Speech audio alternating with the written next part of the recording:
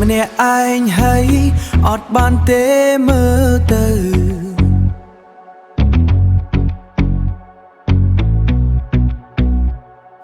ក្នុងចិត្តបងវារវើវាយគិតច្រើនម្នាក់ឯងនេះ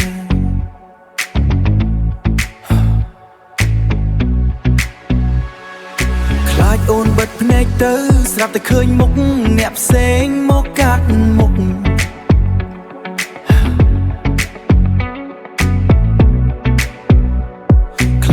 លួចញញឹមដាក់គេទាំងដែលបងនៅអង្គុយយាមនៅទីនេះ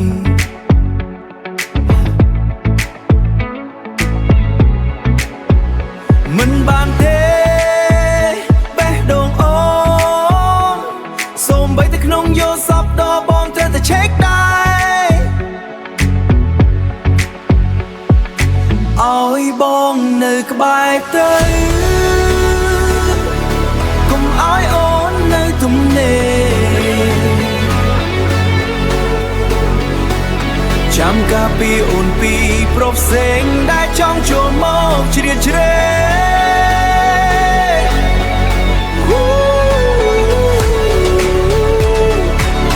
សូម្បីតែក្នុងសូបិន